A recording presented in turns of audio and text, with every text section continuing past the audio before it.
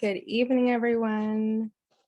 Welcome to the launch of Griot.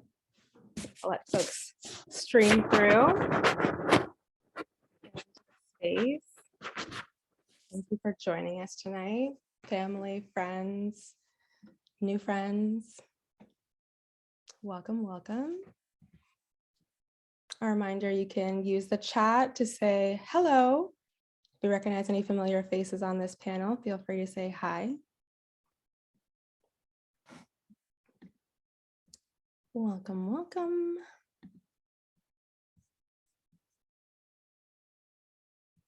See some familiar names. Thank you so much for spending a Thursday evening with us. It's another kind of temperate, warm-ish day.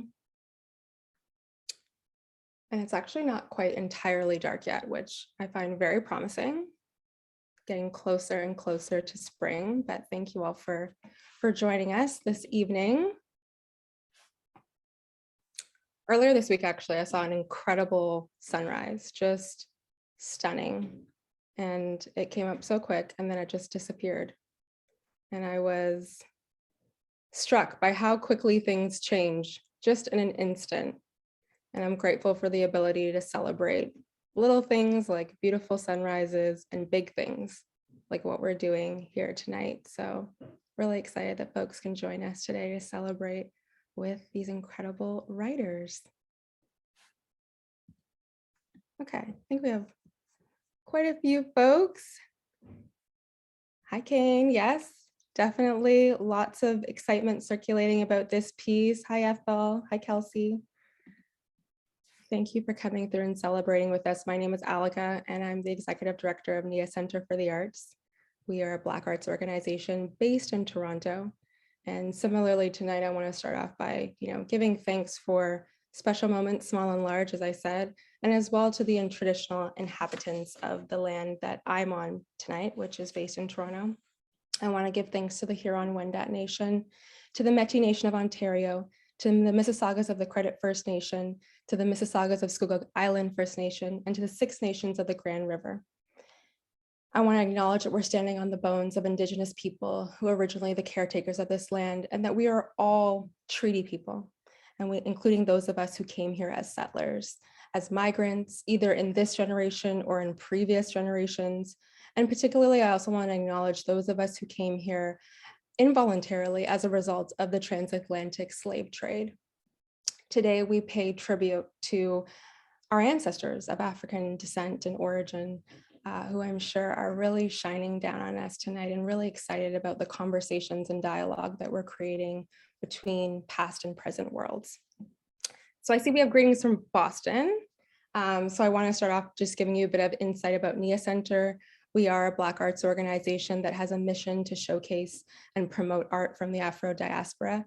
And I think, today is really reflective of what we're trying to do, is build and bring together Black creatives and equip them with the tools and resources to be able to create narratives about Black experiences that are reflective of our dreams and our pain and our struggle, but also what we're excited about in the world. And I think particularly, writers play a really important role in our society, right? They're often documentarians and historians. And so I'm really excited tonight to be celebrating the Black Pen program and the 6 amazing writers who've been part of it, and the multidisciplinary artists who facilitated it, and all that's coming together to create Griot. We're here to celebrate that. Oh, we got someone from LA. Hello, Talthea. So exciting. Now, it's no secret that the world of publishing can be really harsh for Black writers. Bright talents often find themselves limited by the expectations of what Black narratives are, what qualifies as a good story. And that reality really divorces us from the opportunity to hear new stories, fresh voices. And that's exactly why we launched Black Pen last summer, to create opportunities for emerging writers to cultivate their own voices. And so we have 6 writers here today who have worked closely with multidisciplinary artist and publisher Whitney French over the course of 12 weeks. And in a time where we all, I think, have felt disconnected in many of the moments over the past 3 years. these writers have really created a body of work that moves and connects us between worlds and cities and extends the voice of the Black diaspora. And so we're really proud tonight to be presenting Griot in partnership with Penguin Random House Canada, who has published this book, which is now going to be available across Canada. So as far as Finland, all the way across to British Columbia, and in indie bookstores. And we'll have that link for you where you can find a bookstore near you to learn more about where you can access it. So yeah, I think tonight we're really celebrating this collection of stories that folks have created over their time through Black Pen. And as you pick up the book and give it a read, you will see there's an immense and tremendous talent that exists within our community, and so much beauty that these folks have created. And that can only happen when writers are free to dream up their own worlds. So I want to thank Penguin Random House for supporting us and publishing this book. I want to thank the Ontario Arts Council for their support in enabling the Black Pen program to happen. I want to thank Whitney French, who facilitated the program, as well as several guest speakers who joined the writers over the course of the 12 weeks, as well as Brittany Campbell, who proofread the manuscript. And of course, I want to thank the writers themselves for trusting themselves and trusting us to bring this beautiful piece to life. Thank you. Now I'm going to turn it over to Kyrell Grant, who currently works actually at Penguin Random House. She is also a writer, she's previously been a manager and educational coordinator at a different book list. Shout out to a different book list. Also an independent bookstore based in Toronto and creating incredible Black spaces for artists to thrive. And Kyrell, welcome to this wonderful celebration. Thank you so much for that intro. Hi, everyone. Welcome to tonight's launch. As was said previously, this chapbook is the result of 6 talented writers who in 2021 immersed themselves in the 12-week Black Pen creative writing program under the guidance of writer Whitney French. The resulting collection crosses borders across diaspora, takes us into past lives, and asks us to imagine futures yet to come. I was absolutely blown away by Griot, and I'm very excited to introduce these writers tonight. We'll start with each author reading an excerpt of their work, followed by a panel discussion, and then we will open up to the audience for a Q&A session.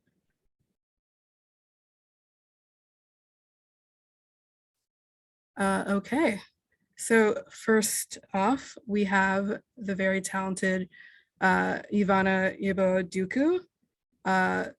She's written Notes from the Child That Never Was and Sojourned Through Adolescence. So please take it away.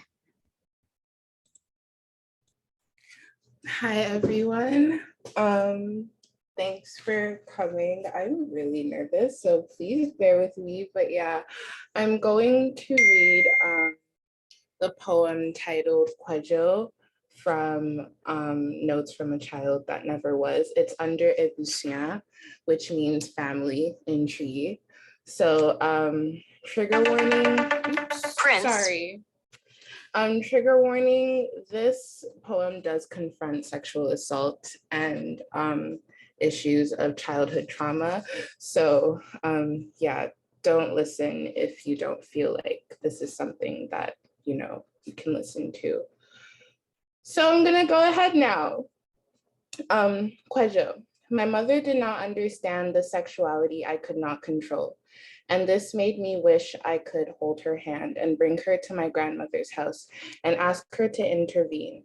My mother did not understand the sexuality I could not control, and this made me wish she would piece together the recollections so that when I told her, she would believe me.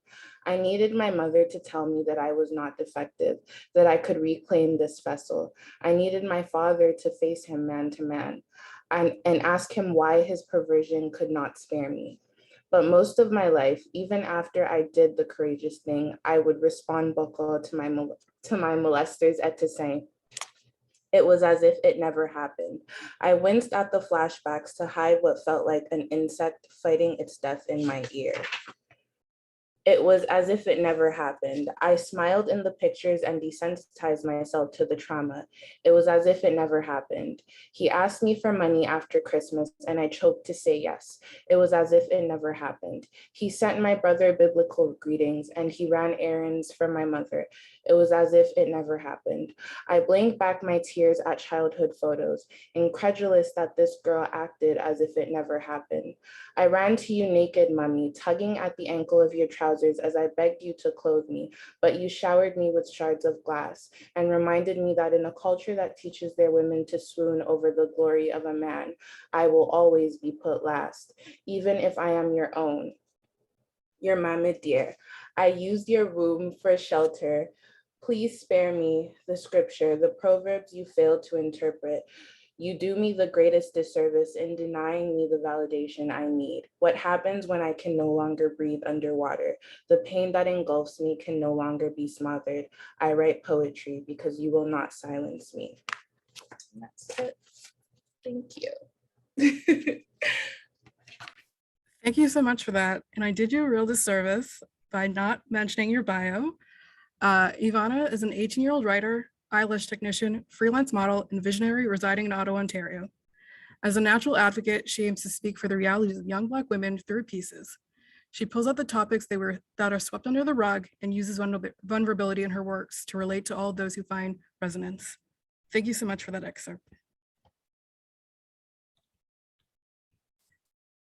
Next, we have Adeola Egbeyemi.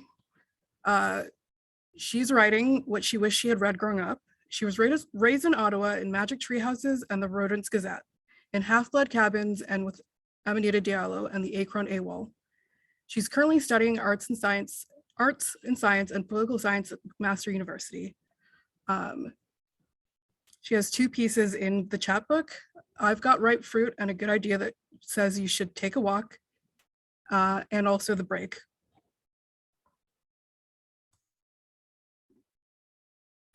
Yeah, the Yoruba part in the section is Jesu Gbadura Mi, which in English means Jesus, hear my prayer. And thank you, Kyrell, for such a lovely introduction. And yeah, I'll be reading an excerpt from The Break, which is the second story. I guess a little spoiler alert, it comes at a very pivotal scene. So if you haven't gotten a chance to read the story and you don't want it to be spoiled, feel free to tune out for the next minutes or so, but here we go.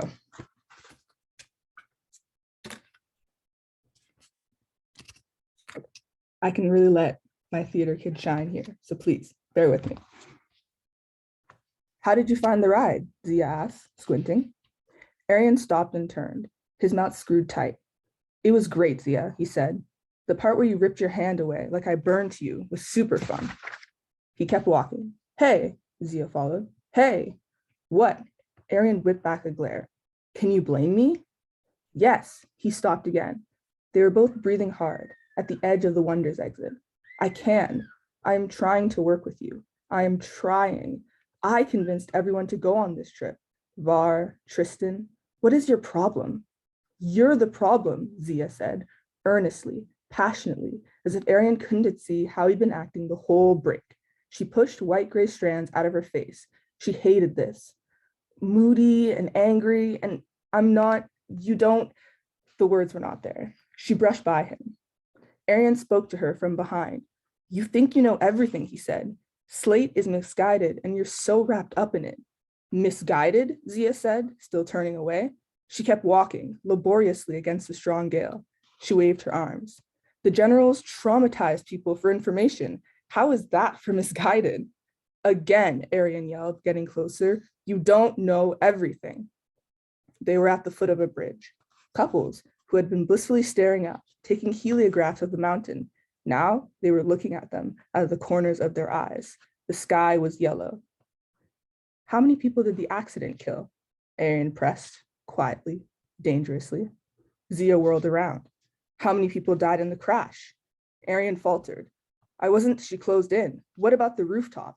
He doubled down like a stone. I wasn't responsible for right, Zia said, mockingly, an arm away from him. That's right, never responsible. What about I was not responsible for the crash or what happened on the rooftop or for Percival, Arian spat. Zia looked down at the gravel, then glared up at Arian with wet eyes, squinting through the wind. She pointed at his chest. Keep his name out of your dirty mouth. Arian got closer, looking down at her. An ear-piercing shriek split the air from behind her. The faint pink glare on the iris of the person closest to her flickered to their normal brown, gaze clear and full of awe. Arian stepped back. Zia turned. Her stomach dropped. 6 red slits cut through the yellow clouds. A winged beast with 3 swaying heads stepped up on top of Everest Pavilion Mountain.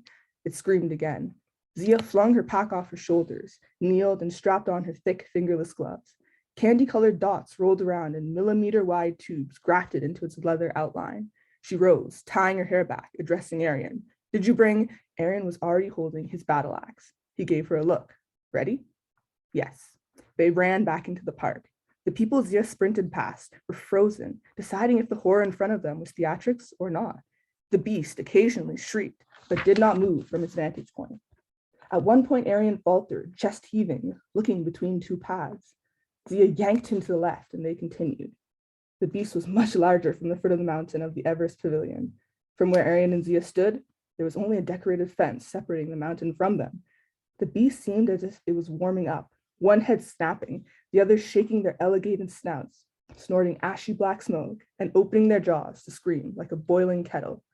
Its necks were as thick as cedar logs, its wings as sturdy as ship sails. Zia couldn't stare at its sweltering red eyes directly. Zia checked her dart shooting gloves. She mainly had orange and dark blue, with a few purple dots left. It seemed like the beast was charged up. Then it howled, all 3 heads fully splayed like the sun. The sky went starless. Rays of flaming white electricity shot from each mouth, like water from a pressurized cannon. It shook the concrete. Zia and Arian crouched. That's when people began to panic. Ooh, what happens next? Thank you so much for that. That honestly felt very cinematic. Next we have Onyka Gairey. They have 2 stories in this collection, Raintown Coming Down and Stone Fruit. Onyka is a Black lesbian living in Toronto. They love storytelling, poetry, and everything fantastic. Her writing focuses on Black protagonists in extraordinary worlds and circumstances. As we grow older, we are told to accept the way things are and who we have to be. Challenging those ideas can lead to power struggles or victories defiant. In writing, there are no limits on what we can create, imagine, and share. Onyka hopes their writing speaks a truth that needs to be heard. Hello, everyone. Thanks for coming out. I'm going to be reading today an excerpt from Raintown Coming Down. It's actually the first bit, so there'll be a little bit of spoilers. Okay. Mothering boys lent a particular kind of talent. There was a knowing to it, an inevitability of raising children, no different than knowing the sun would rise each morning, a sensible yet unseen kind of skill that came as sure as all the nurturing and teaching and loving. It was called smelling trouble. Mama had a particularly keen nose that turned up as soon as Theo hit the front door. Theo wore the stink of trouble like a crown on his freshly tapered head. A big brace grin on his face with his small arms splayed out wide to hug her hello, like they were apart for days instead of hours. He folded around her knees like he belonged there. She wasn't falling for it, not for a second. No, Mama went inspecting. The boy's hair was clean but needed a firm brushing. His face was smiling, all gap-toothed and proud of himself, although his teeth were all accounted for. His clothes were wrinkled from play despite being well-pressed and early that morning. He still had his Sunday school bag strapped to his shoulders, but his shoes were gone. Mama may have been busy up to her teeth in looking after her boys, but she wouldn't have forgotten to put shoes on their feet before they left her house. She sent the boy to the Lord's house in his Sunday best, shoes included. They were real beauties too, black with thin laces she tied onto him real tight. They shone with that gleaming of not worn often, and she had passed them down 3 boys before him like a blessing. These shoes could pass for expensive in the right light. Aging gracefully, they were still perfectly sensible for church. Theo told her on more than one occasion they were uncomfortable to walk in, but most of church was standing and sitting anyhow. She told him with all the patience in her heart that he would grow into them. Theo, where are your shoes? She said. Mama loved her children fiercely, but she knew them well. They had a way of testing the patience of saints, and a saint she was not. So when Theo said, I traded them, Mama wanted nothing more than to sink deep into the earth and lay down for a minute or two. Traded them, she said, kneeling real low. Theodore Maurice Jones, you tell me what you did right now. His wide brown eyes met hers as Mama was almost at the same height now, without him growing any inches at all. Theo got a sense of how serious she was quick. I gave them to the man on the corner. The corner? Where's your father? He's supposed to be looking after you. I was hungry, so Da was going to take me for food, but then he saw his friend shooting hoops, he said. I didn't want to wait. The walk's not too far, and he said he'd watch me cross the street to get home. Now their house was a clear shot from the church. The town was small, one quiet street in a near perfect straight line of houses. There were no corners. She told him as much, but the boy was insistent on what he saw, and a fear like no other gripped Mama's heart. Theo's teachers said his imagination would take him far in life, but right now he was taking her to the edge of her patience. She could only hope he would grow out of make-believe before he got himself hurt. She would never forgive herself if he got himself hurt. The thought opened a wound in her heart that healed badly after Ben.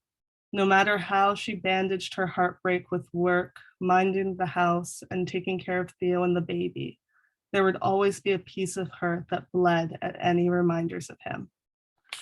Thank you. Thank you so much for that, Onyka. I feel like we're all familiar with a Black mom like that. I have a distinct memory of my mom giving me a pair of shoes that belonged to my sister and stuffing newspaper in the toes and telling me to wear them like they were brand new. Right. Next, we have Saherla Osman. Saherla is a Black Muslim writer. She writes to feel, to love, to learn, and to embrace everything around her. She writes mostly poetry, but also dabbles in every form of writing as she loves creating and exploring different ways to grow. She's really excited and thrilled to be part of the program, and she's always wanted to be part of a Black space to express herself, be comfortable enough to open up, and share an art form that feels like she's been working on most of her life. As part of the collection, Saherla has contributed 5 transformative poetry and Nia Centre, which is a short story. Hi, everyone. So I'll be starting with a poem from 5. Okay. October 4th, 2018. There's a good chance I won't be seeing this world again. Watching the blue lake, the sun reflecting off. Near the ports of green, one airplane flies by. Clouds paint the bottom of the sky, the top a lighter blue. It's never ending. I see the windmill, cars, GO train, one boat, its sails fluttering. Sitting in a cream chair, wall-to-wall windows, I see a man descending now, washing the windows. He smiles at me. Another boat with a jet leaves streaks of white foam behind it. A mom and son across from me talk about debts, money. People walk across the bridge over the expressway. My mind says, look over. Don't close your eyes. Today, it's not raining. And I will read a bit of my short story, Nusa Nagana, just the beginning. Okay. Running into the blackened forest, my mildew-soaked clothes sticking to my ochre skin. I tripped over branches, feet stumbling, catching my breath after every tumble. Black roots, damp leaves, cursed wishes, I repeated, counting the trees as I passed. I didn't know the path to old Niv's house off the top of my head, but I had to get there before sunrise, as that's when breakfast would be served in the halfway house.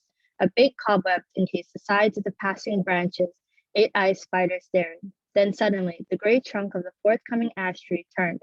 Jumping to the right of the haggard wood, I bit down on my pointer finger, a nervous stim. I knew I was in trouble. Why did I decide to escape tonight to get branded? My eyes now wide as the fingers of paperless picked me up and hugged me to its outer bark. Dangling upside down, my worn-in turquoise sandals distance on the mulch below. I turned my face towards Paperless, the ends of my long black curls skimming the top of a puddle that encroached on the arched aerials. Paperless stared back with deep, gaunt eyes, the cursed scars of being lashed hung under, forming bags, still visible as if Nominaire just turned him from man to tree that morn. A huge nose that snaked up and in between the middle of his trunk. A hole lay right underneath, with black Alfred Cape fungi lining the rim where his teeth once held onto his gums. The forest echoed with his every breath, bowl expanding and retracting. What are you doing out so late? Paperless bellowed, sending black spores onto my face. I wiped my big bronze eyes with dark amber blouse hanging halfway, exposing my midsection. Sing-songingly, I hummed. Around the halfway house, to the spiral wood, a tiny pond, nymph's house stood. Walk to the door, knock on the floor, come back before first lights go on. Continuing to spray the seeds now, slapping his thick branches into my face. 2 a.m., he roared. And why are all your clothes wet? As if it had been pouring less than half an hour ago when I first got lost in the depths of the wood. Maybe I should have carried a map or a compass. Honestly, it wouldn't have helped as spiral wood was known for rearranging itself, rotating to the emotions of the descendants that roamed above and below the earth, uprooted and scooted until their souls were freed off, or off to nymphs for a life of fortitude around her bog. A sharp whistle of wind kissed my exposed neck, just as my body locked up, remembering where I was. Hands sticking to my thick thighs, toes curling forward. This is what I get for never wearing a sweater.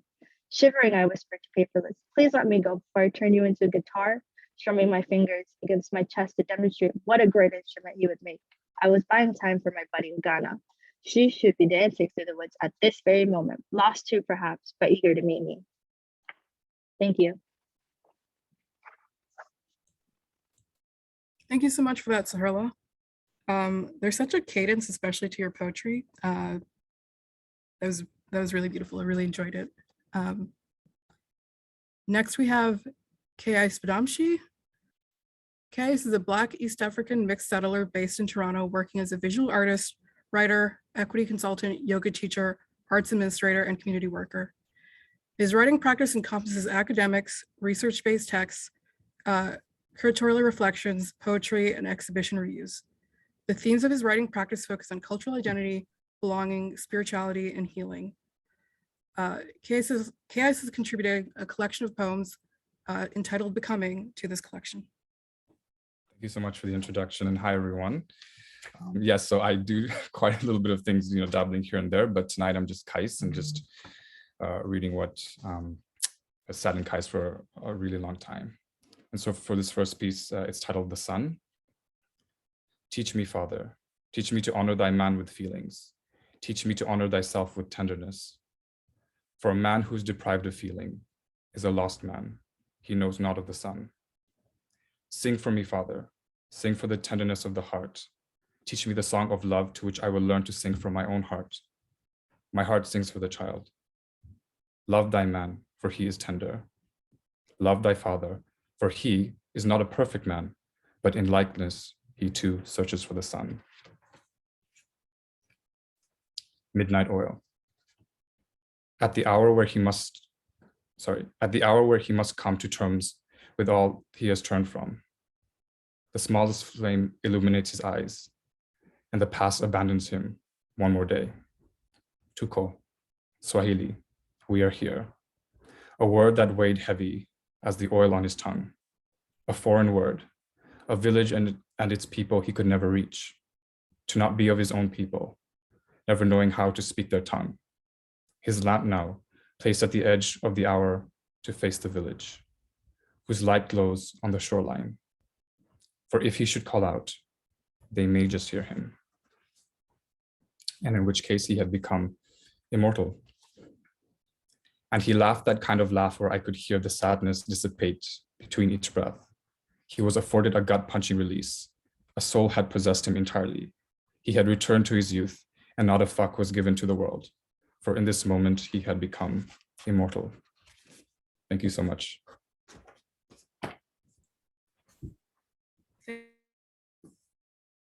Thank you, Kais. Thank you. Sorry, I froze for a bit. No worries. Thank you so much, guys.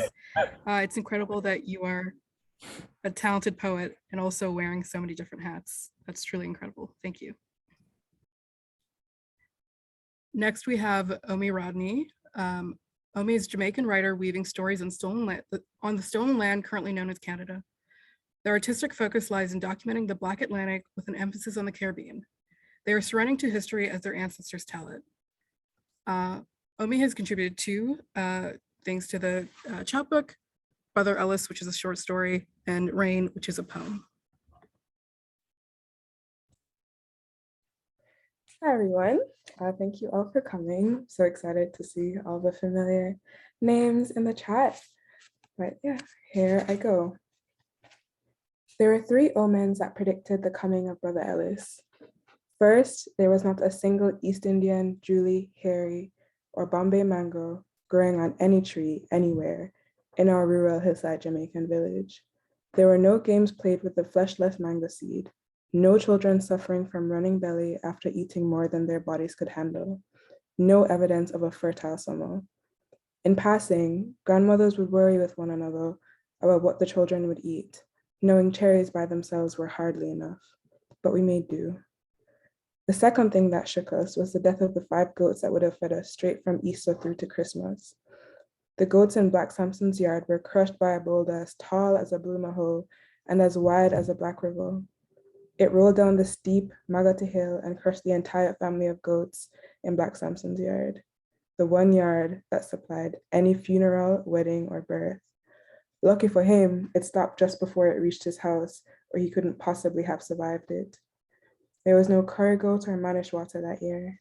We thinly filled its absence with saltfish, but no amount of rundown could hide the fact that there was no stained green styrofoam plate to hold our grief.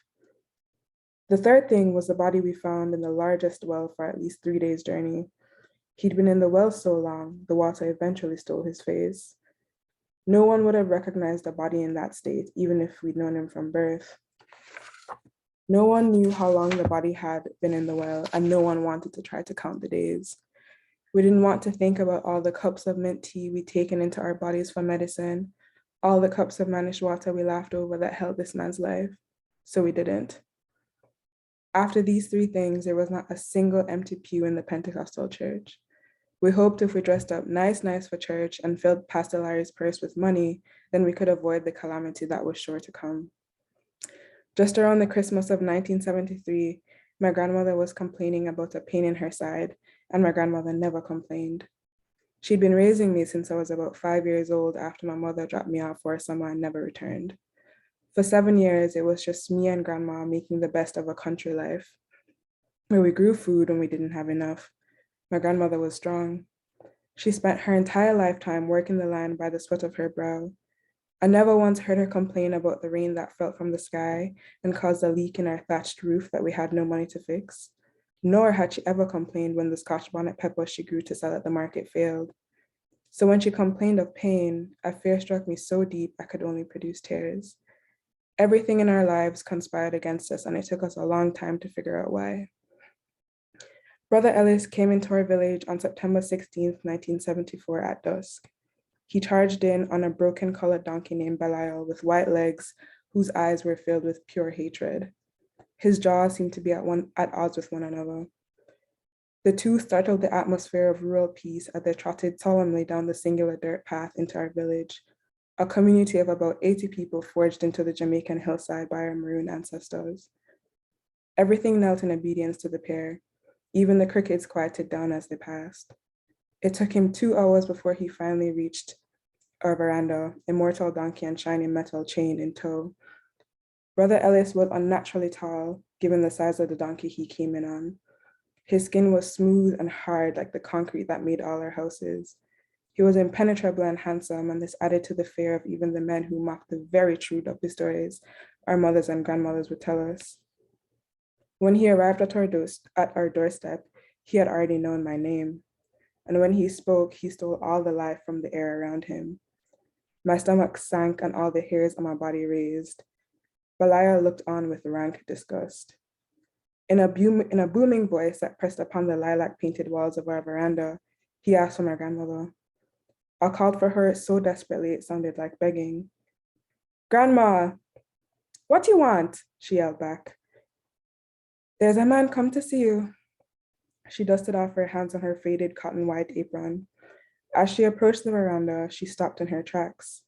Just as their eyes met, she held the place of her body she complained about just a year earlier. She asked quietly, "Yes, sir?" "Hi, Miss Edna. My name Brother Ellis, and I come for ask if you a favor. Pauline round the corner tell me I have a spare room we can sleep in until I find somewhere to live. You can help me?" And I'm gonna stop there. Thank you so much for that. It feels right to end the excerpts with that, something so suspenseful such as that story. Now as we move on to the panel discussion, I have a couple of questions that I'd like to ask of all the authors. And I'll just go in the same order as the excerpts were read. My first question is, can you give me some background on how you were introduced to this Black Pen program? So I'm going to start with Yvvanna. Well, I always had a bit of a relationship with Nia Centre through the mentorship program that they have going on. So I started coming to Nia Centre's events in I'd say 2018.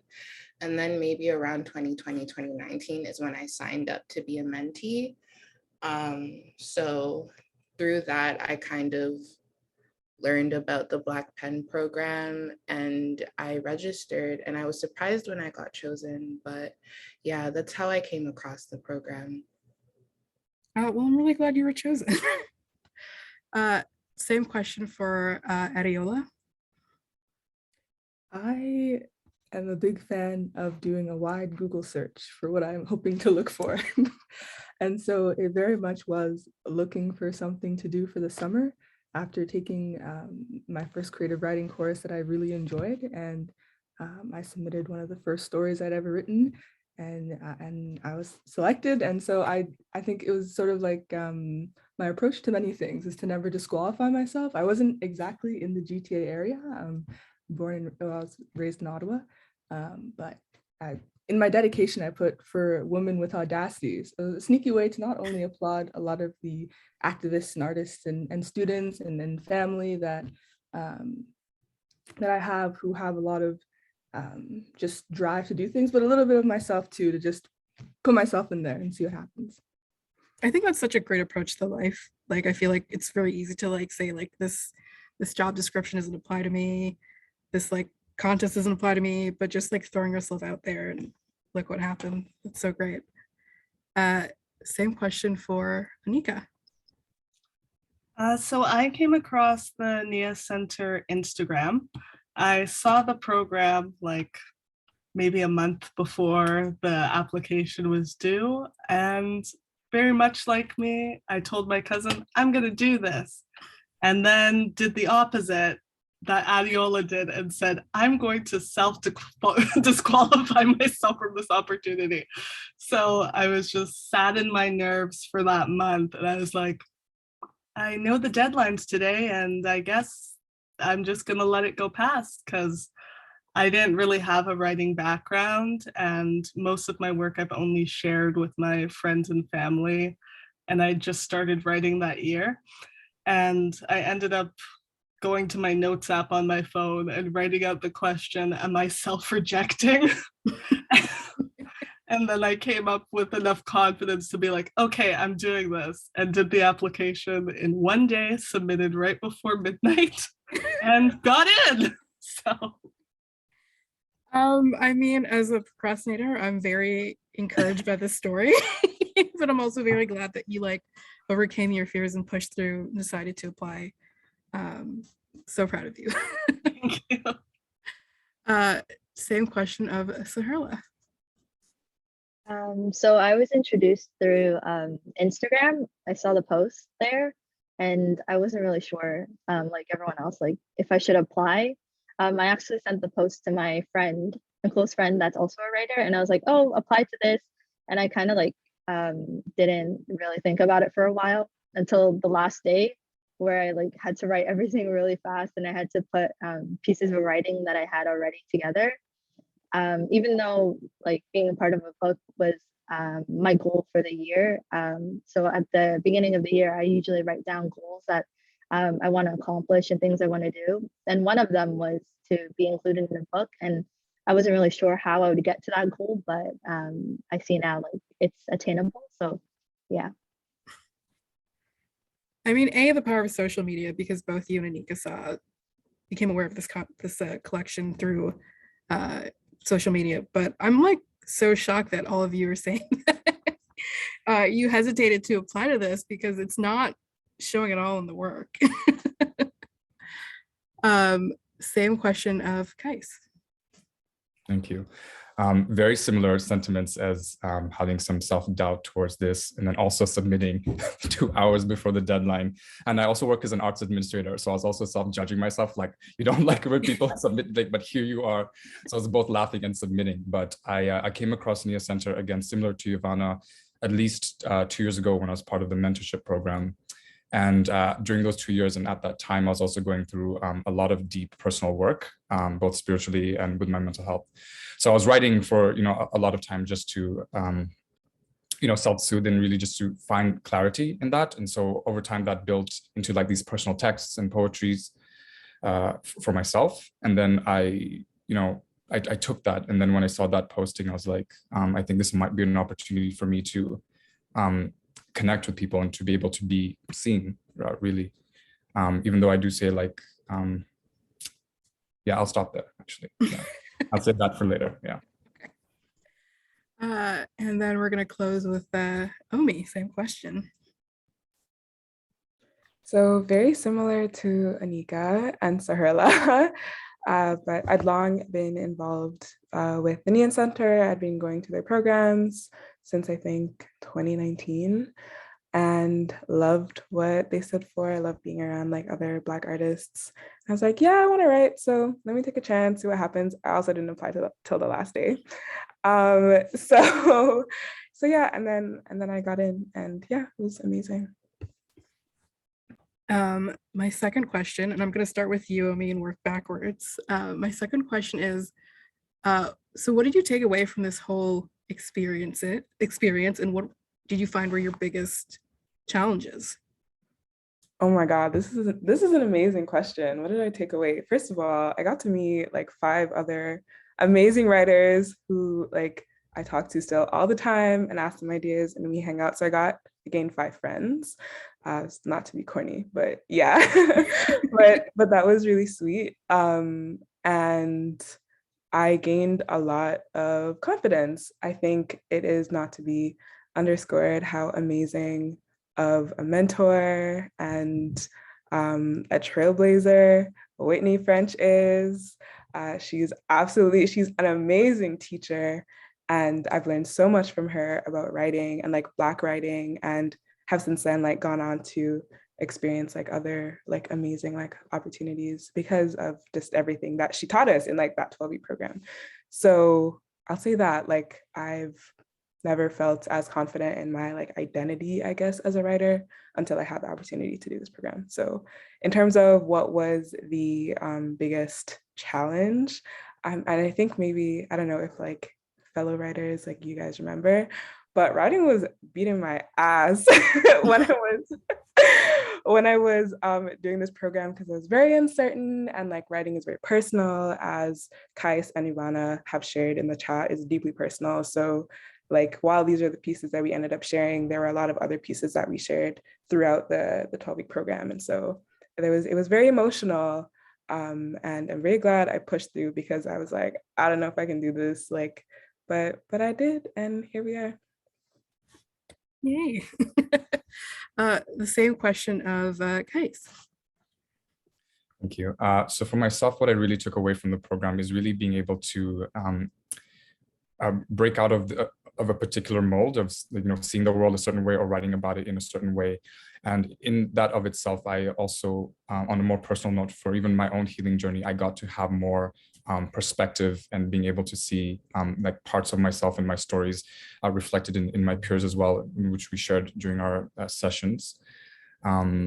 And yeah, I struggled a lot too with writing, with a lot of self-doubt, having to like rewrite and then trying out different voices as a writer, first person, second, third.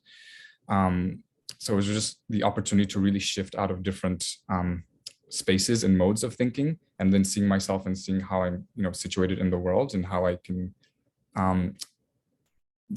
like really personify my experience even further, and just like getting more clarity.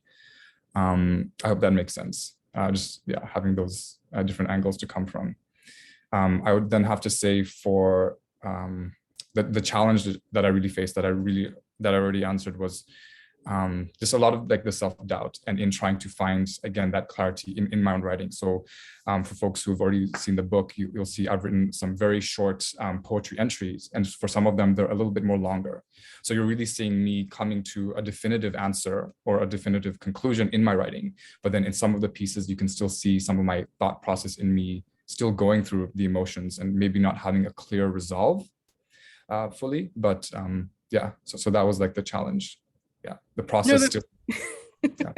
No, as I say, that makes perfect sense. Like, I'm gonna comment on it later, but like something that really struck me about your poetry was like that sense of clarity. I was like, this is like a very meditative person. Like that really shone through. And then the same question of Saherla.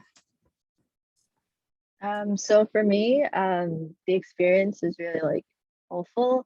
I realized that I'm a good writer, and that people actually want to read what I write.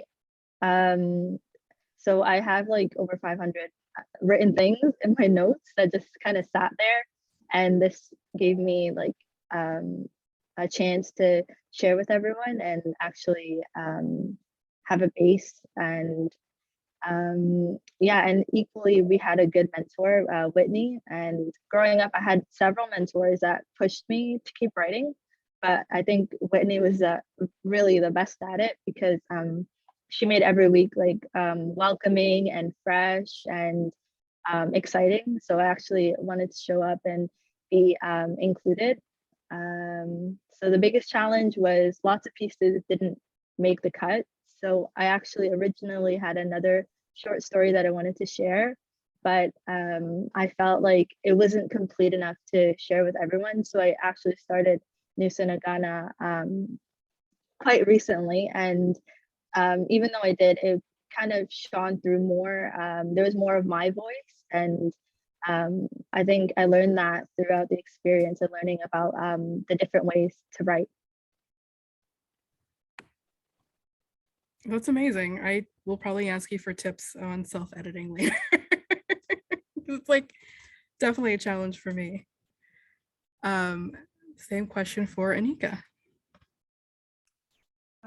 So I'm gonna steal a little bit from Omi. I definitely think community building is one of the biggest takeaways from this experience. I think as a writer, or writing in general, can feel very much like you're just by yourself. You're on your own. It's you against the world, and you have to be the one to make yourself succeed. You have to find the places to submit. You have to find the programs. You have to like find editors and people to like help you. And it's a little bit of an egotistical like sense in that you don't have to be alone. There are writers and there's community out there if you're willing to find them. And I found that this community has been great for me. These are all writers who have pushed me or pushing themselves, and they inspire me when I see other people doing the things that I'm like, oh yeah, like they're killing it. I can kill it too, you know? And another thing I think this helped me with was finishing my work. I have billions of ideas all the time, so many. And once I start editing, I'm almost like, wait, how do I have negative word count? Didn't I start this like with something? And this has shown me like I have to get through one piece and then I can edit. So finishing 2 pieces in like the same chapbook was incredible, because before that I had about like 50 unfinished things, and now I can say I have 2 finished things and then 100 unfinished things. But yeah. Thank you so much for that. It's like amazing. The sense of like love and respect you guys have for each other as a group is so tangible. It's really nice to see. Same question for Adeola. Yeah, I don't think I could say it as well as Onyka, but yes, I love y'all. 5 of y'all. It was so great to be like just for the whole summer immersed in this community with everyone. And one example recently, there's a museum on my campus, and there's a new exhibit, and it's called Scapegoat, and it's by Nicola Feldman. And I walked in and I saw Caius's face. I was like, that's Caius. And I maybe mentioned it 50 times in the maybe 20 minutes I was there. And I could tell the curator was so frustrated with me, but I couldn't stop emoting how much I was so thrilled to just see a picture of Caius. So that was just one example of just how strong I feel about these fellow writers. And I'm so excited to continue to go on this journey with them and yeah, write in community. And I can't emphasize enough how much Whitney sort of put her arms around this community, and really led us along this like what can be a really intense process with both like encouragement and care, like such a fine balance of being like, hey, we're at this step, please y'all, come on, you can do this. And it was just, yeah, that's from Black Pen. Those are the two things. Oh, and then challenges. Oh man, the writing. They are not kidding when they say you have to write. And I know I signed up to write, but then I had to write, like that was, man. And you're seeing the laughter, but me and my laptop, we were chained together for a month. It was just me getting the words out. Yeah, I have to write. Yeah.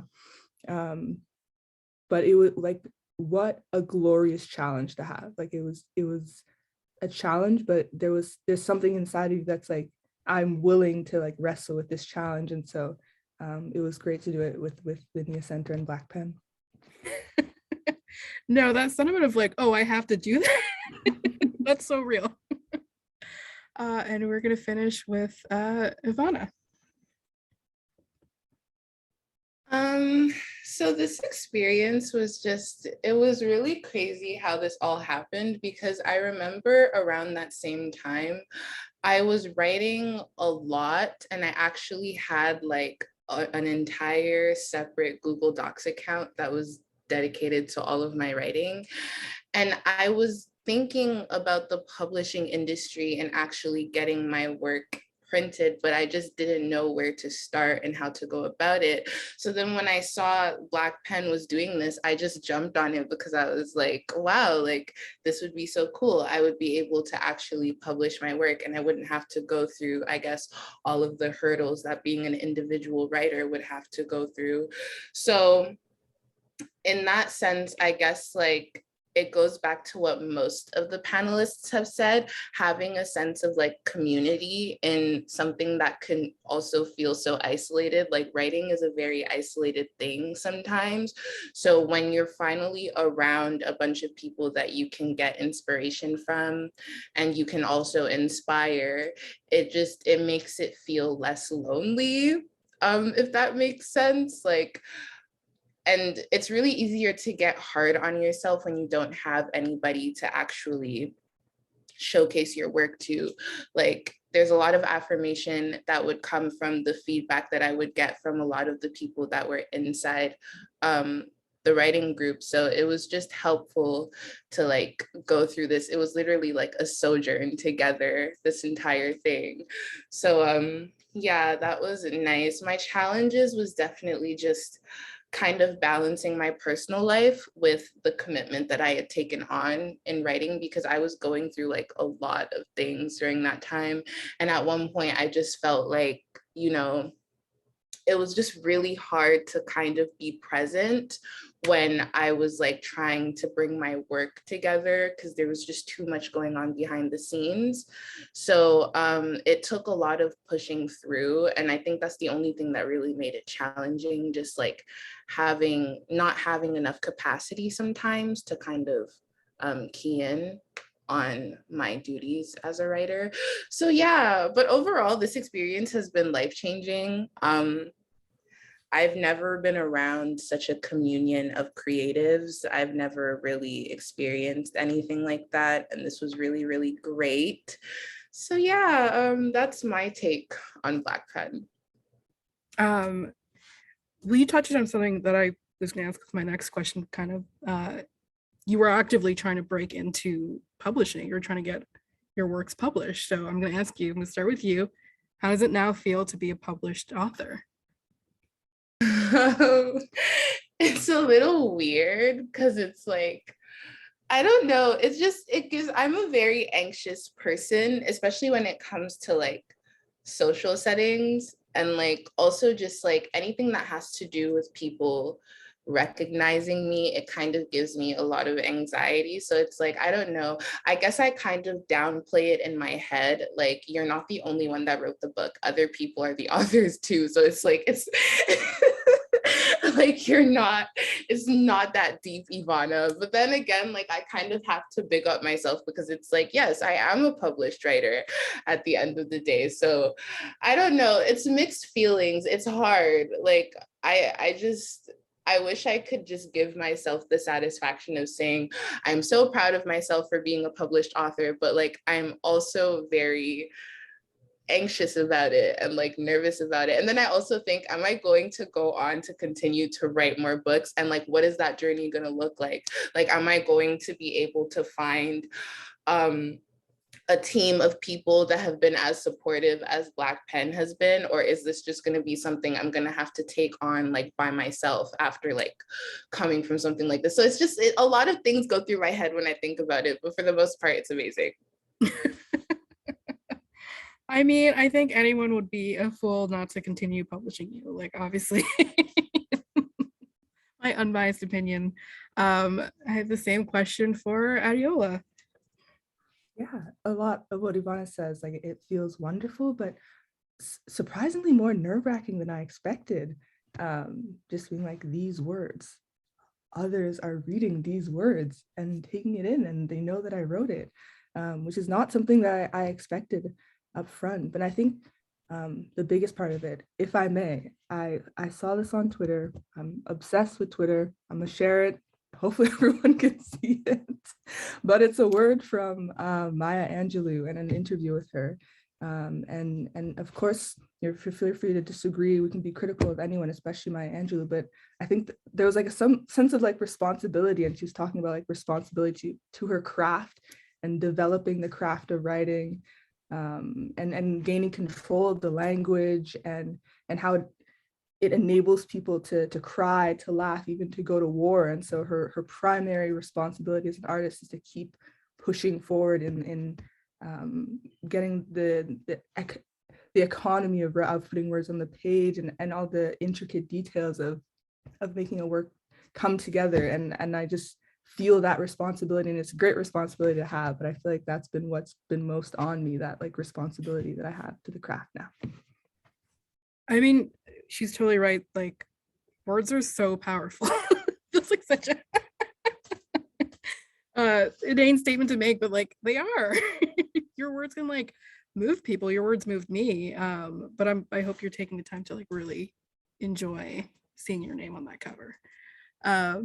Same question for Onyka. It was very surreal getting the book, I think. The first day I got it, I actually had to hide it in my house so I couldn't look at it because I had work to do that day. It's a strange sort of feeling to have your name on something. I know there's a lot of Gaireys in Toronto and a lot of history in my family that lives here in the city. And it feels like I've made my mark here too. And it also sort of inspires me to let my voice go beyond the city. Like, our chapbook is across Canada. That's incredible. So I think I have a lot of courage right now. I want to write more stories. I want to write books. I want to write screenplays. I thought I was the quiet one in my family, but I'm realizing I'm an extroverted introvert. So we'll see what happens next. Yeah, earlier today I saw a post from Massey Books saying that they had copies in store, and that's like all the way in it's on a different coast. I have the same question for Saherla. So for me, it was really weird because I was worried and scared to pick up the book actually on the first day, because I was like, oh, I don't want to bend the spine and then I have to go get another copy because yeah, I don't really like, so I like, this is the first time actually like opening up the book fully. I had a digital copy of it. So yeah, very weird. And my friend picked up the book in Montreal randomly in the bookstore and was like, hey, like your name's on this book. So it was like, she was really shocked and like she sent me like an Instagram post and was like, what the heck? Like you published? And like the book has traveled more in Canada than I have. So it's like, well, I'm touching like different places in Canada. Like I've seen Halifax even, and I was like, whoa, like it really shocked me. That's amazing. It's amazing how your work is going to just, again, touch so many people across Canada. That's just, it's stunning. Same question for Kais. Thank you. Very similar thoughts and feelings that came out because as soon as I saw the book, imposter syndrome also hit, and it was like a very surreal experience. And I remember going to one of the bookstores based in Toronto, Bloor and Bathurst area. I can't think of the name right now, apologies. But when we went into the store and I was going to ask, like, do you have a copy of the book? And when the kind person asked me, oh, like what are the name of the authors? And I was with a friend, and so I was about to say like one of y'all's names instead of my own, and then he's like, he is. So it felt like very like surreal and like egotistic to say like I'm like my work, but like I'm one of the authors. But also because it's in part of like yeah, I'm still processing it. It's still much of I feeling vulnerable because these meditations or these poetry pieces are directly tied to like my own self journey and self healing. So to have strangers in the world read that about you and sort of get a peek into your mind and sort of what you've gone through and what you're struggling with, it was very difficult. And then I had like a small moment of like regret almost, but then that quickly dissolved when I started to see just like the posts from everyone and some of the love that was coming through, but also just how we all just spent like those 12 weeks together really just leaning into each other and ourselves. Yeah, it's still really surreal just like having this conversation still, and yeah, just like eternally grateful and so inspired by like all of you here. Yeah, I hope all of you are able to kind of just take ownership of the fact that you did it. Like this is your work. It's so tangible. And then I had the same question for Omi. Kyrell, do you mind just repeating the question? Oh yeah, how does it feel to be a published author? Oh, it feels great. It feels great. Yeah, it's awesome, and it's great to have this be my first experiences to be published alongside other writers that I have so much respect for and I'm inspired by.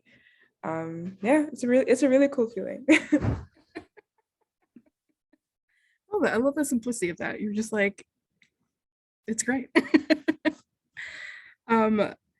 So I have more questions, but I'm also very conscious of the fact that we are now spilling over into the Q&A from the audience. So is it possible to start getting some of those Q&A questions, and I can kind of maybe drop in some of my own questions?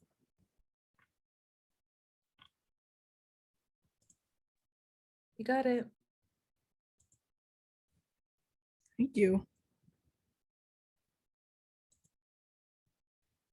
Okay, so the first question is from Ricky Gairey for all panelists. Question 1, were you all young readers early on?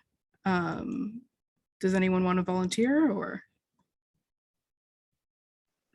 I can go. Oh, sorry, Saherla. Okay.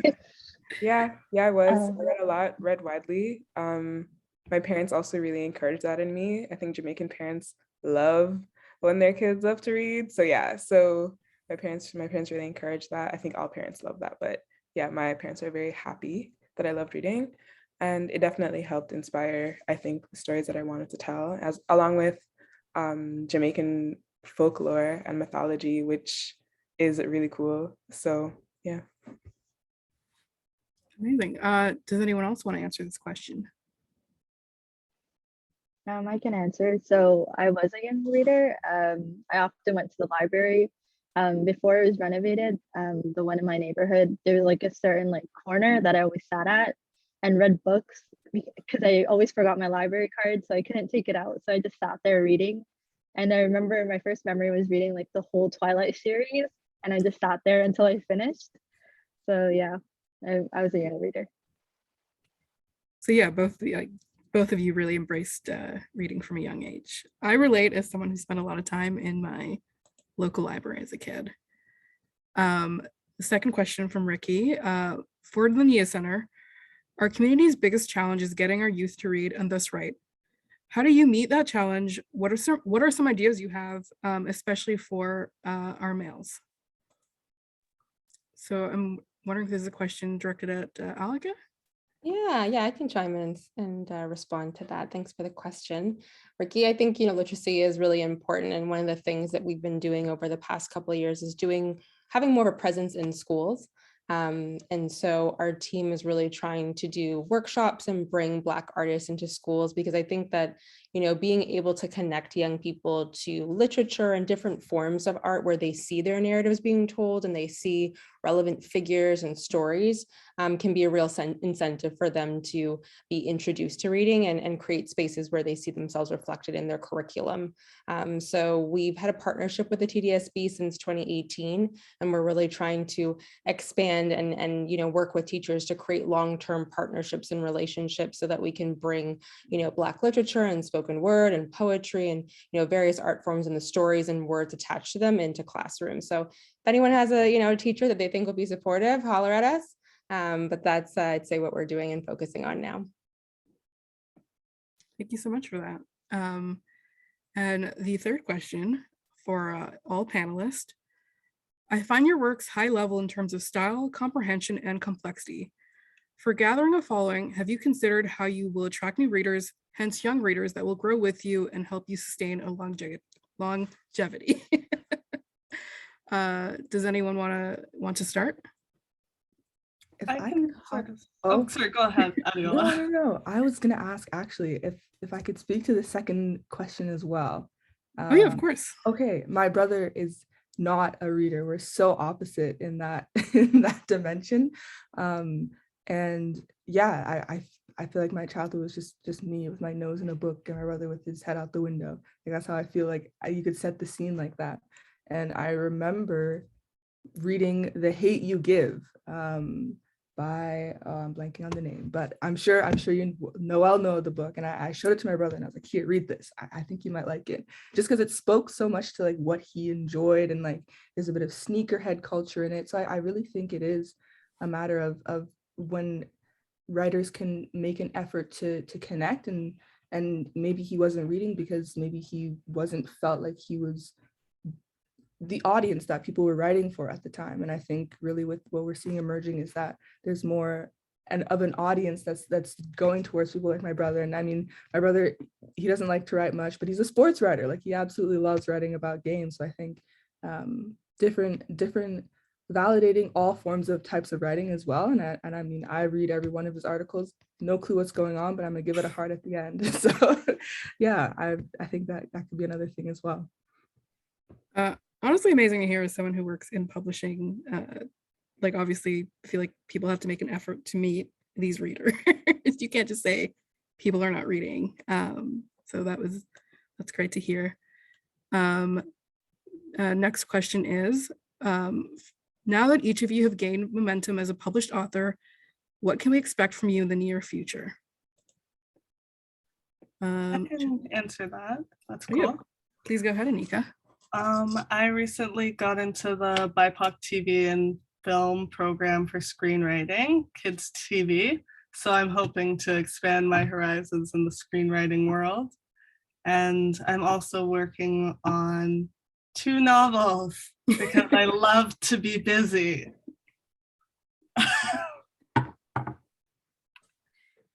I mean, I for one cannot wait to watch your TV show. And read those 2 novels when they're completed. Does anyone else want to answer that question? I can answer as well. So for this question, it's I got accepted into a playwriting mentorship. So I'll actually be working on a play that will be premiering like in the summertime of this year. So I'll be getting a little bit more into playwright, but still continuing working towards, publishing more poetry as well. So that's what's on the near horizon, for myself. I mean, do you feel like if you'll be passing on some of the knowledge you gained from this this program onto your mentee? Oh, for sure. Amazing. Like, yeah. What a beautiful example of pay it forward. Next, I have a question for Omi from Yasmin. Could you speak more to what genre you consider your piece to be, your piece / writing to be, and what that means to you / what you drew to that? Also, we love you. Thanks for that question. Yes, I love you too. Thank you so much for coming and for being such a supportive friend. So what genre do I consider my piece? I wanted it to be horror. I hope that's coming across in the piece. Jamaicans love horror. Okay, let me not say Jamaicans. I love horror. I love Jamaican horror. I used to love Duffy stories when I was a kid. It was my favorite. I used to beg my mom to tell me the same Duffy stories over and over and over again, both my sister and I. So that's what the genre is. In terms of my writing, I don't know. I write whatever comes to my mind. So to speak to the previous question, I also like writing about art, specifically Black art. That means a lot to me. So yeah. So I don't know, whatever comes to mind. I'm very inspired by Kais and Onyka both pursuing screenwriting and playwriting. So I'm like, one day when the time is right. And I can't see what the rest of Yaz's question is, so I forget the rest. But yeah, that's what I consider my writing to be. I would say the horror, like, it came across. I was scared. I was creeped out. I'm gonna ask, do we have any more audience questions? If not, more audience questions, but folks, feel free to drop them in the Q&A and we'll pass them from that.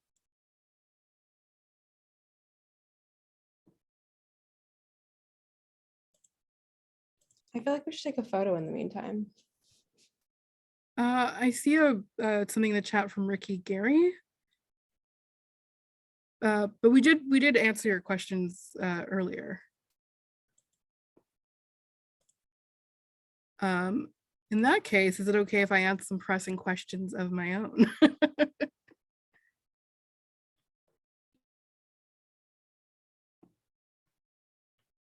Okay. I actually have another question then for Omi concerning your story, Brother Ellis. It's maybe a bit of a spoiler, but it did end on a cliffhanger. Will we get to see a conclusion to the story? Let's say yes. like Onyka said, and I'm like riffing off Onyka a lot. But I'm like, I have a lot of works in progress. After Nia Centre, I've had a lot of ideas and I've been inspired by so much. So I think so. I hope so. It's a good story. I was reading it over and I was like, oh my gosh, I should write more of this. This is amazing. So I think when the time is right, it'll come out. I'm very excited to hear that. I'm just going to restate Ricky Gairey's third question, if anyone wanted to give another answer. I find your works high level in terms of style, comprehension, and complexity. For gathering a following, have you considered how you will attract new readers, hence young readers that will grow with you and help you sustain a longevity? If anyone wanted to answer that.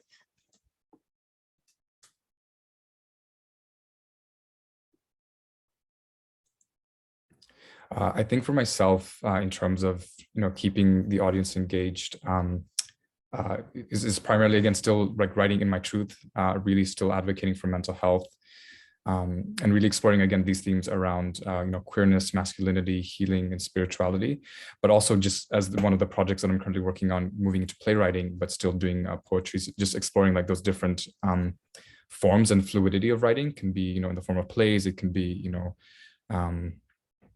it can be anything really. So for me, it's just really diversifying up how I write and in what spaces. Yeah. Okay, so it's a matter of, you think, branching out to different genres.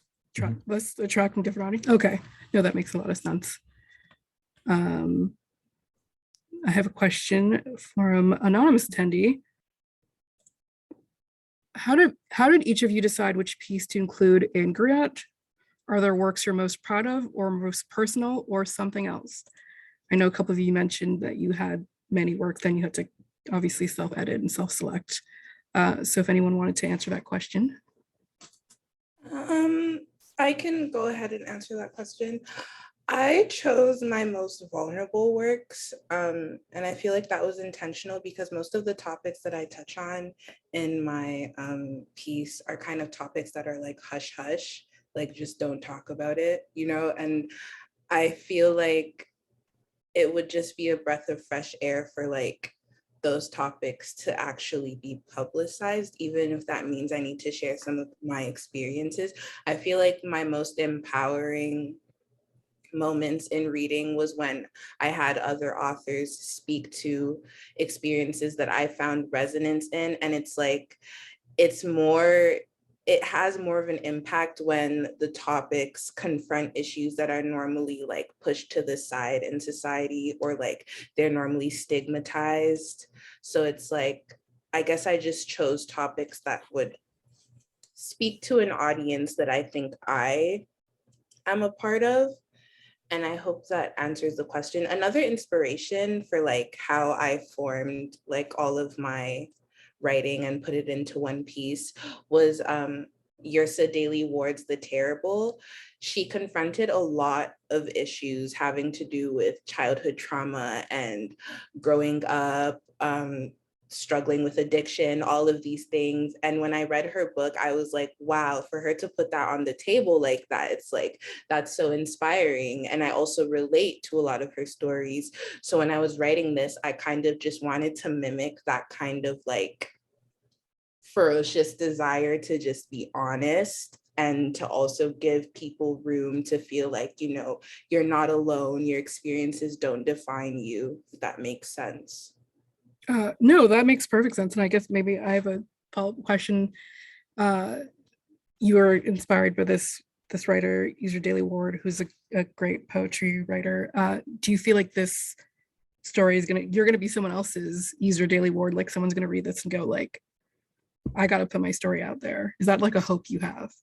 Yeah, that's like a big hope. Like I would love for more people to like be more comfortable with like sharing vulnerability, like, because it's like, I feel like it's a very, communion is so important when you deal with traumatic things, when you find that like you've experienced things that are outside of the norm. It makes such a difference when other people can say, I've been through the same thing, I've gone through this too. So if my sharing and my work could inspire other women and other non-binary individuals to like come forward and talk about their experiences, that would mean like a lot to me. That would make me really happy, actually. I'm really glad that Black Pen provided a safe space for you to feel that you could share these vulnerabilities, and really glad to see this on the page. Next question from Warda. What's one advice / tip you live by as you write? And what's one thing you do but you don't like doing? For me, it's waking up at 5 a.m. to write, but it's actually the best time for me. Does anyone want to answer that question? I can, yeah. You can't edit a blank page, and I I can't take credit for that. I saw that somewhere on Tumblr when I was like 14, and it just always stuck with me, and just as a way to just get the words out on the page. And maybe the editing process will be a long editing process, but the words are there. And another one for me is like research. I could spend months researching, and I have spent months researching what I'm working on next. I am doing a creative writing thesis for my final undergraduate thesis. And I spent 4 months just digging into books, podcasts, movies, video games, Reddit forums, just immersing myself in what I want to write and making sure I have the knowledge and yeah. Research, yeah, that was a question I actually had for you in regards to your first story, because there's so many like little details in the story that are embedded in the story, and like the way you write is so descriptive. And I was just like, I feel like I'm there. Like you were taking us through this journey, and I was just like, how do you know that? It's like, how did this person know what life is like in this like different time period, in this different country? So like, yeah, that obviously shone through. Can I answer that question as well in terms of oh yeah, of course. Yeah. So for myself, in terms of like finding the routine for writing, I set aside time in the evenings just to have that downtime and just to have a journal and write. But then also outside of that structure is also giving myself opportunity, like either using my phone throughout the day if a thought pops up. You can even write a word or two or a sentence. It doesn't have to be like a long piece, or you don't have to finish the page. I think just really giving yourself that opportunity to build work over time, depending on what hour of the day, yeah, can really be part of that process, and just giving yourself, again, that foundation of, I start writing in the morning or I start writing in the evening, but I will also allow myself that permission to, take 2 minutes out of my day, or like between lunch or something, to just like sit down and to pause and to really allow myself that moment for myself, especially in a world right now that's very demanding and like there's so much going on. I think it's really important to be intentional and to really cultivate those spaces, and to build as many structures and times of support we can for ourselves. Yeah, so that's how I've like approached that process as well. But I did want to quickly answer the previous question of like really selecting the pieces for the chapbook. So for myself, like there are like some pieces that I'm, really confident and strong in, and they have that definitive clarity, but there are some pieces that I was still, I had doubts if it was clear enough or if I had reached a conclusion. But I think that in of itself sort of speaks naturally to the process of, being a person and going through a journey and still not having total closure or like a sense of what is happening or what has happened. And then there are those moments that we come to that definitive understanding of who we are or what has happened. So again, it's like a mix of, in this moment, I've, understood something, and perhaps on this other front, I'm still reconciling something that, had happened. And I think it really speaks to ourselves as people being, multidimensional. So for instance, we can understand things intellectually, but then, so we can, understand something intellectually, but, spiritually and within our bodies, it makes sense. And there's no need for an explanation or a thought process around it. I don't know if that makes sense, but I'll stop talking now. No, again, I just want to stress like how much I enjoyed your poems, like the self-curation, the self-editing you did. It was like such a strong selection. So like whatever you did, it worked. I just wanted to answer the last question too, in terms of creating the best environment to write. Our facilitator mentor, Whitney, said to make writing like your positive obsessions, and that's really stuck with me. So big yourself up, love your work loudly. I think that some of the most interesting writing I've done has been when I'm just like thinking to myself, like, okay, like I needed that space to just think.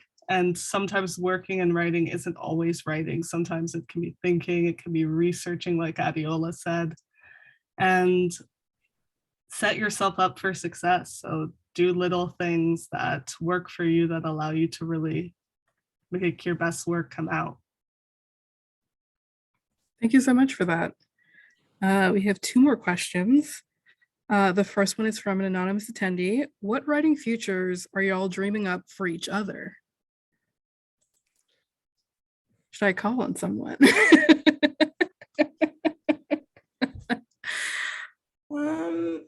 I can answer that. Okay. I'd say I feel like everybody's writing journey is very personal to them. So I want everyone to feel fulfilled. Whatever they do with writing, moving onwards, I want everybody to feel like they've gone as far as writing will let them go. And that's for them to define. And honestly, I would look forward to reading a lot more work from everyone on this panel, because I've gotten so much inspiration from like everybody's work. And I just feel like, why would you keep that to yourself? You know? So yeah, that's my answer. I think that's a great answer. I think we should all just manifest manifest more writing from all of you. Does anyone else have an answer?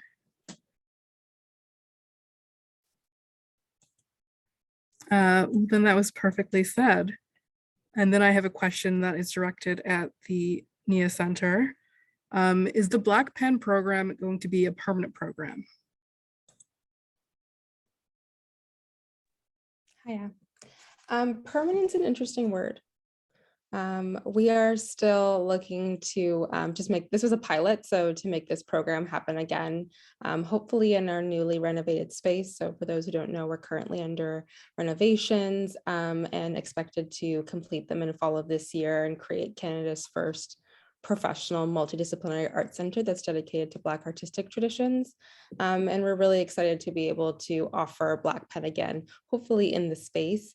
But yeah, permanent's a hard thing in these uncertain times. I'm just trying to get a building done. So yeah, I think it's a really important program, but we definitely will be looking for more support in order to make it an annual thing. Yeah, that Nia Centre link donate is there for you as well. Thank you for that answer. And then I would like to turn to Whitney French, just for some closing remarks for the authors themselves.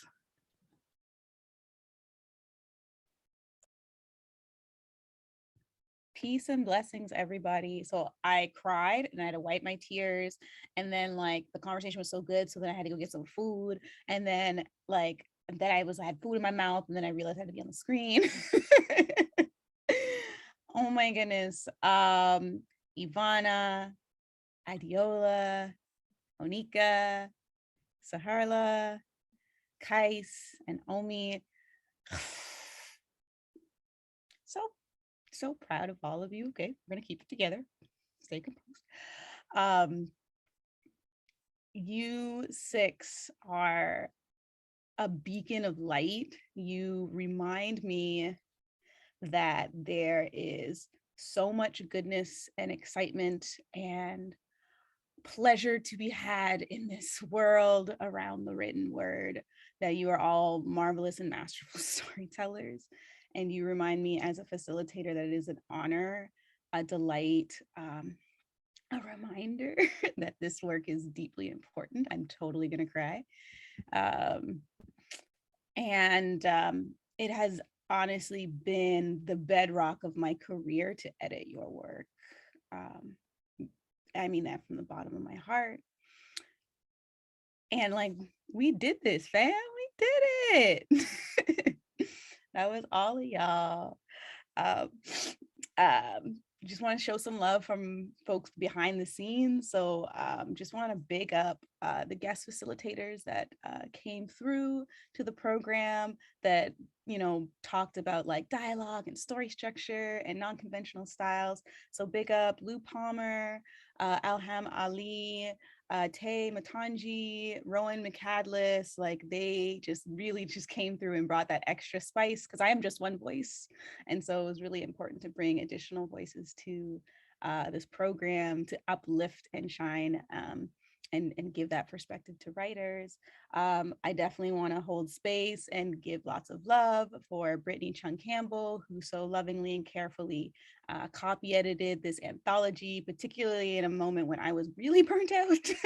And so thank you for that grace and that labor and that care.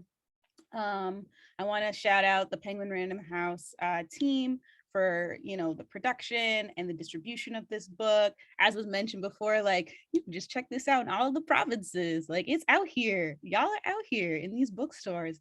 Shout out to the independent bookstores who like promoted and blasted and loved up and Instagram the heck out of these books. That was so special and powerful. Shout out to Adome back in the day writing the damn grant so that this thing actually happened. I see you in the chat. I see you, fam. Shout out to Ikram, who's been holding it down. Sanique, you done know, like coming through in the program, like just making sure like everything is blessed. And also, thank you to the audience members, folks from London, Ottawa, LA, New York, New Jersey. I wrote it all down. Y'all are fantastic coming through, supporting all of these Black writers for whatever reason or however they have touched you. I'm glad that you're here and that you spent that time. And please, please, please remember these names because they are dazzling and daring. And these are like the future of Black literature, period, of storytelling. Support Black writers, 365 all the time, not just for Black History Month, not just once in a while, just our stories are so crucial. And I can't even express how proud I am to just be a part of this program. So thank you and ashe, and I love y'all. And I will hand it off to Kyrell, who will end the event. And I'm probably just gonna turn off my screen and cry now, okay? Thank you so much for that, Whitney. Thank you again to the Nia Centre. Thank you to the organizer of this panel. Thank you for the authors. Thank you for your words. Thank you, Whitney French, for your mentorship. Thank you, everyone who attended tonight. There was a donation link shared earlier in the chat. I'd like to remind you that the Nia Centre is a nonprofit. It's a charity. Thank you guys for sharing that link again. But thank you all for coming and have a great night. Okay, wait, we need a photo. Oh, okay. We were in person, you know, we'd all be like huddled around, ready to take a photo. I just put an apple in my mouth when I'm nervous I eat, so. The side of the screen is my good side, so. Okay. I'll do my best. Are y'all ready? Ready. See, come on, Ikram. Stop hiding, Ikram. Yay. Who's taking the photo? Me. Okay. You go take a photo.